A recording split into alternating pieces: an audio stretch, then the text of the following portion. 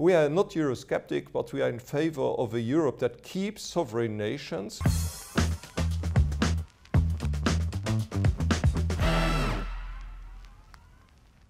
Today, I have the pleasure to welcome in the studio Fernand Kartheiser, who is a member of the Luxembourgish Parliament and of the ADR party.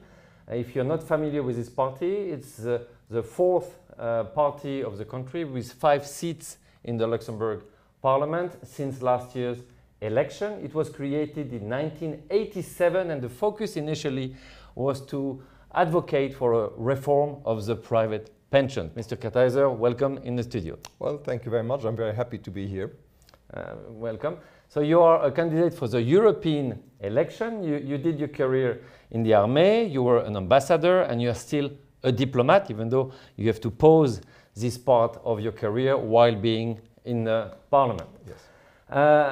To give context to the viewers, if people vote for ADR, you are associated with the European Conservatives and Reformists Party at the European Parliament, which is the same group that, for example, a candidate in France like Éric Zemmour, he is a member of his own party who is collaborating with the ECR. And by opposition, if people think about for the Rassemblement National in France, they are associated with another group which is Identity and Democracy, just to help people get the right context. So let's start with the election, the upcoming election. What are your main priorities for this election? Well, I think that Europe is really facing some major challenges for the time being. Of course, we have a war on our continent, so we should look for a solution, and our party says that we should look for a negotiated solution, so we are not supporting the ongoing war effort that many other governments are actually advocating. So we are really looking for a negotiated solution, a ceasefire. And this for 3 reasons, because we think that we have to save human lives, that we should try to preserve Ukraine as much as possible, and also in order to prevent an escalation of the conflict. So we have the war. The second big issue is really the state of the European economy, and there Luxembourg is also affected very much. We are lacking behind, especially considering that the United States have a very dynamic economy for the time being, which is expanding for a large amount at the expense of the European economy. Mm-hmm. We have also the problem of the Chinese competition, so that's a second big field, for, if you wish, of our interest in this election. And the third one is also a very important one. That's all the questions related to European institutions and the way the institutions should function. And there we come to a very important issue for Luxembourg. That's the question of the unanimity. If, how should the decisions be taken in the European Council, especially on matters on foreign and security policy and on fiscal policy. So we are advocating that we should stick with the present situation, present system, that we should keep our right of veto as Luxembourg, whereas all the other major parties actually tend to abolish that right. And this is, in our eyes, a big danger for our country.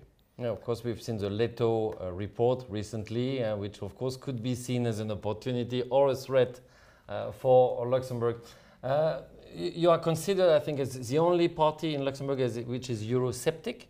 So how do you position yourself going for an election in a body where basically maybe you would be skeptic about its own functioning?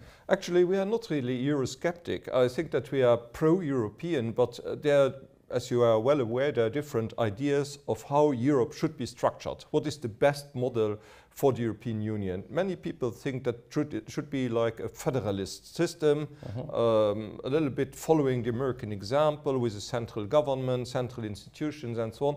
And many others, and we are in that group, think that for Europe, its history, its culture, its traditions, its structure, a model based on a Europe of nations, of sovereign nations, would be perhaps the better model, because it would be politically less contested than a federal model. So we are not Eurosceptic, but we are in favor of a Europe that keeps sovereign nations with their own identities, with their own rights, but these nations should cooperate very closely, as they do now, in order to solve our common problems. So it's not Euroscepticism, it's a different approach to the idea of European integration. Okay, and we talked about sovereignty. Of course, it's a very popular topic right now in every country. But for Luxembourg, it's very special. As you know, you've seen the numbers. I mean, if you remove all the foreign influences, especially in finance, I'm thinking also in tech, you don't have much left. So how do you reconcile the need, the vital need basically for the Luxembourgish economy to get very strong influence for foreign countries and your intention basically to maintain a strong sovereignty? Well, I think it's the best model actually to keep that foreign influence in our country, which we are welcoming, is to keep the model of sovereignty. I tell you why. Because if we would abandon the right, the veto right, for instance, on fiscal matters, we risk that the financial sector would disappear very quickly. And the financial sector is the best example of what you have been describing now.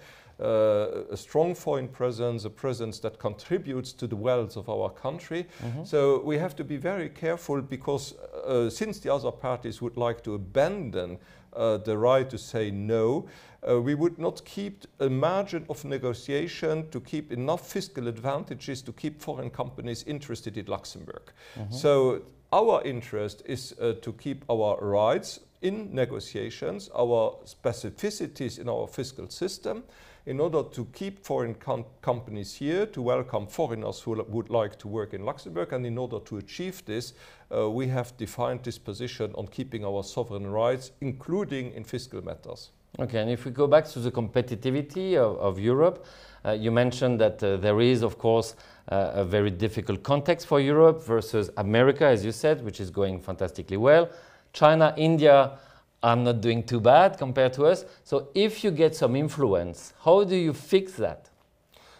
Well, first of all, we have to deepen the internal market. There's a number of problems that we are facing in our economies. And if you talk to the companies, they are repeating the same problems. Bureaucracy is a very, very big problem. So we would have to reduce bureaucracy, and we would do it drastically because a large part of the bureaucracy is really that they have to do a lot of reporting on environmental, social and governance matters, and nobody is going to read those documents. So our companies are producing a lot of documents that nobody is really examining.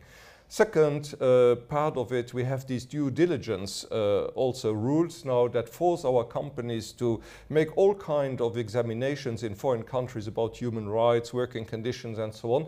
And we always argue that this is a problem for the states, not for the companies. So really this new legislation puts responsibility that actually the states should take care of on the shoulders of our companies. And we don't want this. So we want to give the companies more freedom. That's one thing. We want to deepen also the internal market in order to make it more harmonious so that companies are not faced with all kinds of different legislations. That is the original idea of the single market, and we want to deepen that. And also we want to make energy costs lower. That is also a very big problem which is that is cited quite frequently. And we do that because we are open also to fossil energies and to nuclear power. And this is also a very big difference with other parties. We are what we call technology open. Mm-hmm. So we would be ready to invest in different kinds of technologies, alternative energies, renewables, but also fossil and nuclear, as long as we have to have them in order to be competitive on energy prices. I think that is already three major fields: bureaucracy, deepening the single market, lowering the energy prices, but there are many, many other fields, of course, that would come into consideration. Okay, and if you take the world, do you have examples of leaders who were elected where you say, well, this is a good example for us? Well, no, actually I think that all politicians have their advantages and their disadvantages. So we are not in the business of taking lead examples of people, but we could perhaps envisage lead examples in running an economy. In an efficient way. But Europe is very specific. We mentioned that a few minutes ago when we were talking about institutions, about how the model of Europe should look like, federal or Europe of nations and so on.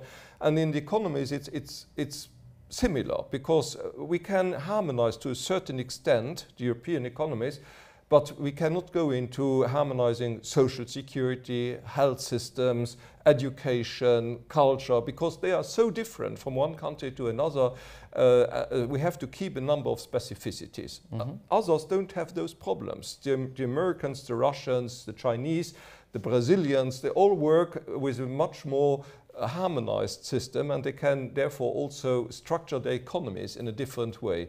But it's a challenge in Europe. It's something that is marvelous. We have a very complicated continent, but a very beautiful one, and we have to take care of it while building up and strengthening our economy. Very good. And then to finish, I know you're focusing on the European scale, but when we come back to Luxembourg, which risks and opportunities do you identify today for the country?